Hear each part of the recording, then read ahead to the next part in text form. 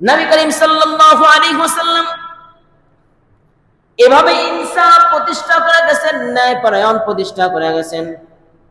আল্লাহ নবী সাল্লাল্লাহু আলাইহি ওয়াসাল্লাম একবার বদরের যুদ্ধের মধ্যে যে অংশগ্রহণ করলেন, নবী করিম সাল্লাল্লাহু আলাইহি ওয়াসাল্লাম সাহাবীদেরকে যুদ্ধের কাতারের মধ্যে দাঁড় করায় দিলেন।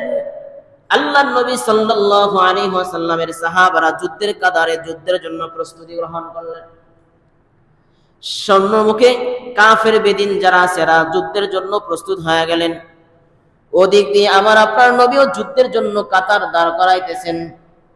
এমন সময় একজন যুবক সাহাবী, জোশওয়ালা সাহাবী, যুদ্ধের ময়দানে যাওয়ার জন্য শহীদের তামান্না গ্রহণ করার কারণে কাতার খানি বারবার ভাঙতেছে। কিছু কিছু মানুষ আছে দেখবেন জজবাওয়ালা, এদের সামনে যখন নেক কাজের আলোচনা করা হয় বা নেক কাজ করা হয় এরা সবার আগে থাকে, এমন আছে না? যুদ্ধের ময়দানে সাহাবায়ে কেরামের জজবা বের হলো, কাতার আঁকাবাঁকা করতে লাগলো। এক সাহাবী বারবার সামনে যাইতে লাগলো। এমন সময় নবী করিম সাল্লাল্লাহু আলাইহি ওয়াসাল্লাম তার হাতের লাঠি দিয়ে সাহাবীকে ট্রাকুতা দিয়া বললেন, সাহাবী তুমি কাতারের মধ্যে সুন্দরভাবে দাঁড়াও। ওই সাহাবী আল্লাহর নবীকে প্রশ্ন করলেন, নবী গো, আপনি আমাকে লাঠি দিয়ে কুতা দিয়েছেন, আমি শরীরের মধ্যে ব্যথা পেয়েছি, অতএব আপনি আমার উপরে জুলুম করেছেন, এই জুলুমের বদলা নিতে চাই।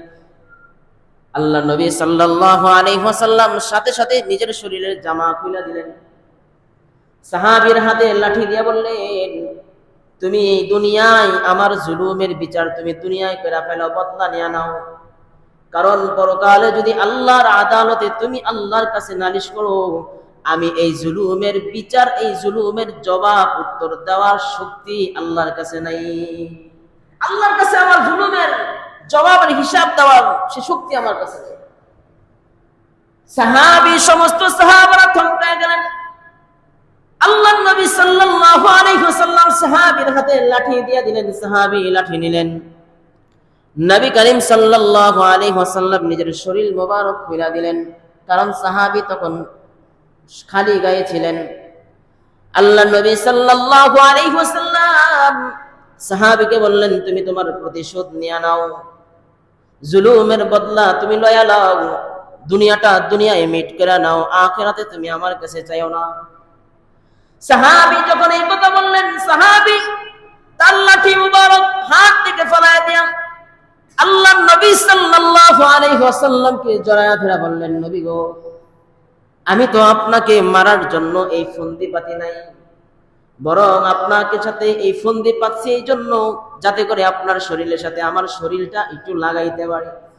কারণ কি নবী জানেননি, যদি এই শরীরটা কে আমি যখন মৃত্যুবরণ করব, আমি যখন কবরের বাসিন্দা হয়ে যাব, যুদ্ধ করে যখন শহীদ হয়ে যাব, আপনার শরীরের সাথে আমার শরীর লাগার কারণে আল্লাহ পাক রব্বুল আলামিন কখনো আমাকে জাহান্নামে নিক্ষেপ করবে না।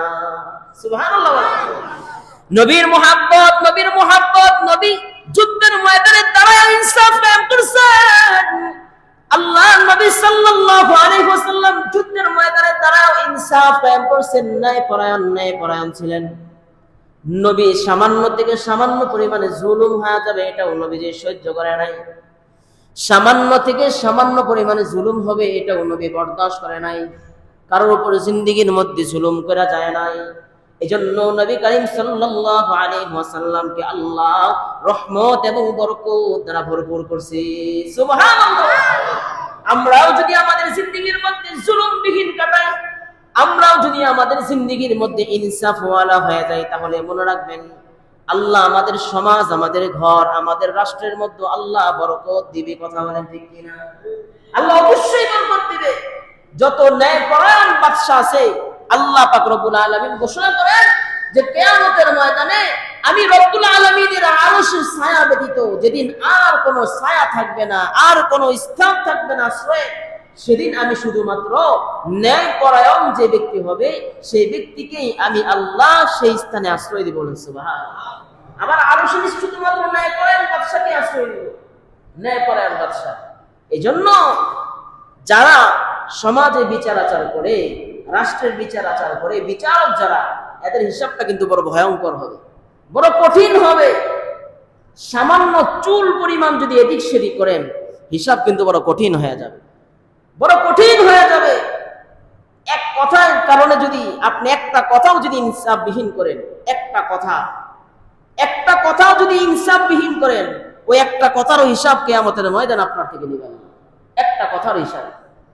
এখন বুঝেন যে কতটুকু দায়িত্ব মাথার মধ্যে থাকতে হবে, কতটুকু দায়িত্ব। হ্যাঁ, এটা চাই আপনি সমাজের মানুষের সাথে করেন বা নিজের ঘরের মানুষের সাথে করেন। নিজের ঘরের মানুষের সাথে যদি বেইনসাফি করেন, এটার হিসাব আপনি দিতে হবে। এখন তো অনেকে স্ত্রীর সাথেও বেইনসাফি করে, আছে না নাই? কথা বলেন। কথায় কথায় মারধরের শিকার হয় স্ত্রীরা, কথায় কথায় বিভিন্ন কুটু কথার শিকার হয়, স্ত্রীরা লাঞ্ছিত হয়। স্বামী এমন স্ত্রীকে সময়ও দিতে চায় না, আছে না নাই? মিল মোহাব্বত নাই।